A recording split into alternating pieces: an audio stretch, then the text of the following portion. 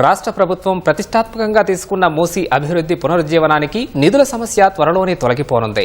అందుకు కావాల్సిన రుణాన్ని ప్రపంచ బ్యాంకు నుంచి కాకుండా ఆసియా అభివృద్ధి బ్యాంకు నుంచి తీసుకోవాలని కేంద్రం సూచించింది.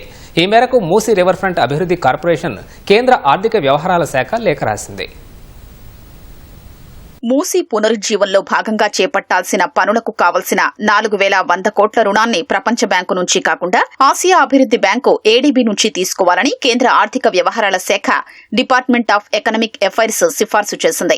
గతంలో ప్రపంచ బ్యాంకు నుంచి రుణం తీసుకునేందుకు సూత్రప్రాయంగా అంగీకరిస్తూనే పలు కొర్రీలు వేసిన ఆర్థిక వ్యవహారాల శాఖ ఇప్పుడు ఏడీబీ నుంచి తీసుకోవడానికి అంగీకరిస్తూ మూసీ రివర్ ఫ్రంట్ అభివృద్ధి కార్పొరేషన్ అధికారులకు లేఖ పంపినట్లుగా తెలిసింది. మూసీ పునరుజ్జీవనానికి సంబంధించి డిపిఆర్ తయారీ బాధ్యతను కన్సల్టెన్సీలకు అప్పగించడంతో పాటు అవసరమైన నిధుల్ని ప్రపంచ బ్యాంకు నుంచి రుణంగా తీసుకోవాలని నిర్ణయించి కేంద్రానికి రాష్ట్ర ప్రభుత్వం ప్రతిపాదనలు పంపింది. వాటిపై గత ఆగస్టులో చర్చించిన ఆర్థిక వ్యవహారాల శాఖ సూత్రప్రాయంగా అంగీకరిస్తూనే డిపిఆర్, ప్రైవేటు పెట్టుబడులు వంటి అంశాలపై కొన్ని కొర్రీలు వేసింది. వాటికి మూసీ రివర్ ఫ్రంట్ అధికారులు సమాధానమిచ్చిన తర్వాత మరికొన్ని అభ్యంతరాలు వ్యక్తం చేసింది. మూసీ పునరుజ్జీవంలో ప్రధానమైన మురుగునీరు నదిలోకి రాకుండా చూడడం, వరద నీటి నియంత్రణ, వంతెనల నిర్మాణం తదితర పనులు చేపట్టేందుకు 4100 కోట్లతో మళ్లీ సవరించిన ప్రతిపాదనల్ని కేంద్రానికి పంపారు.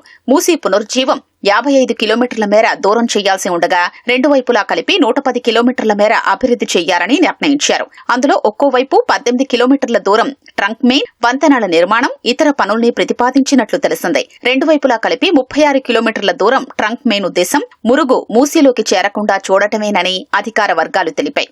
ఆ ప్రతిపాదనకు ఇటీవల ఆర్థిక వ్యవహారాల శాఖ కమిటీ సమావేశంలో ఆమోదించినట్లు తెలిసింది. రుణాన్ని ఏడీబీ నుంచి తీసుకోవాలని చెప్పినట్లు సంబంధిత వర్గాల ద్వారా తెలిసింది.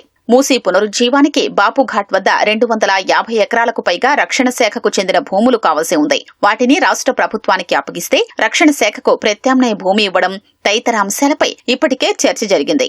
ఆ విషయంపై ముఖ్యమంత్రి రేవంత్ రెడ్డి పలు దఫాలు కేంద్ర మంత్రి అధికారుల్ని కలిసి విజ్ఞప్తి చేసినా కొలిక్కి రాలేదు. బాపుఘాట్ వద్ద నుంచి ఎగువకు మూసీ పునరుజ్జీవనానికి శ్రీకారం చుట్టాలంటే రక్షణ శాఖకు చెందిన 45 ఎకరాల భూమి అవసరం కాగా అందుకు సంబంధించి ఎలాంటి అధికారిక ఆదేశాలు రాలేదు.